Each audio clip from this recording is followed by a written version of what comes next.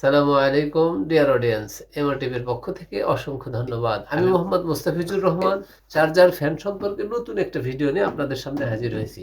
এখন শীত, আমাদের ফ্যান, চার্জার ফ্যান, এসি এগুলো জিনিস সচরাচর ইউজ হয় না। এই জন্য এই জিনিসগুলো এখন সংরক্ষণ করে রাখতে হয়। তো বিশেষ করে চার্জার ফ্যানগুলো, এখানে একটা চার্জারের ব্যাটারি আছে। এই ব্যাটারিটা এই চার্জারে শীতকালে ব্যবহার না করি তখন ব্যাটারিটা ডাউন হয়ে যায়। এই জন্য আমাদের এই চার্জার ফ্যানটা সংরক্ষণ করে রাখার জন্য এই চার্জার ফ্যানের ব্যাটারি কানেকশনটা যদি খুলে রাখি তাহলে আমাদের চার্জার ফ্যানটা ভালো থাকবে। আবার আগামী সিজনে গরম যখন হবে তখন এই চার্জার ফ্যানের অবশ্যই দরকার হবে।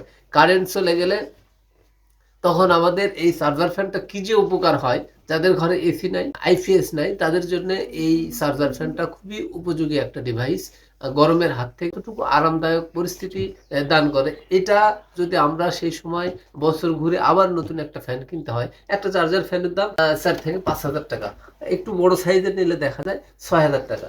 এই চার্জার ফ্যানের ঠিক নিচে দেখবেন এখানে একটা কানেকশন স্ক্রু দিয়ে লাগানো আছে পার্টটা। এই নিচে স্ক্রু দিয়ে যে পার্টটা লাগানো আছে, দুইটা স্ক্রু এভাবে খুলে নেবেন। স্ক্রু খুলে নিলে পরে দেখা যাবে ব্যাটারির পজিশনটা। এই ফ্যানটা কিন্তু এসি এবং ডিসি, এসিতেও চলে ডিসিতেও চলে। হ্যাঁ, কারেন্ট থাকলেও এটা আমরা ব্যবহার করতে পারি, কারেন্ট না থাকলেও ব্যবহার করতে পারি।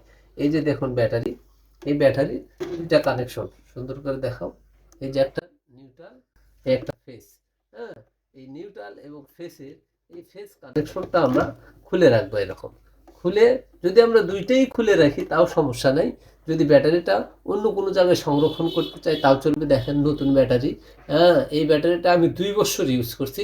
আরও যদি 5 বছর ইউজ করি তাও কিচ্ছু হবে না।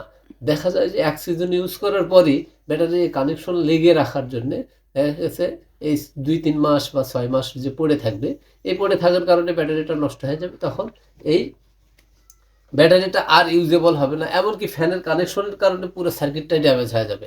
এই জন্য এই কানেকশনটা খুলে খুলে এখানে বসায় রাখেন তাও সমস্যা নেই, আমি এখানেই রেখে দেবো। অন্য কোনো জায়গায় সংরক্ষণ করবো না, ব্যাটারির জায়গায় ব্যাটারি থাকলো। এটা এই যে খোলা আছে, এটা পাশে রেখে দিলাম।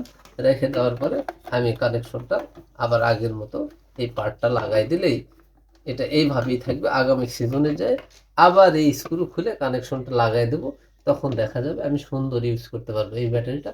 5 বছরেও কিছু হবে না। 2 বছর কিন্তু আমি অলরেডি ইউজ করছি, এখনো ব্যাটারির পারফরমেন্স 100-100 আছে। এইভাবেই আপনাদের বাসা বাড়িতে কষ্টে অর্জিত যে ডিভাইসগুলো এগুলো দেখা যায় যে নষ্ট হয়ে যায়, আমরা বুঝতে পারি না। এভাবে লাগাই দেবেন, এখন সব ঠিক। আমার ফ্যান কিন্তু চলতেছে। হ্যাঁ, ফ্যান কিন্তু ভালো আছে।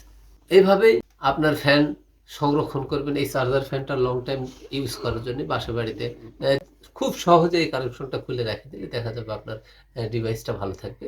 আবারও আগামীতে নতুন কোনো ভিডিও নিয়ে আপনাদের সামনে হাজির হব এই প্রত্যাশায় বিদায় নিচ্ছি। আসসালামু আলাইকুম ওয়া রাহমাতুল্লাহি ওয়া বারাকাতুহু।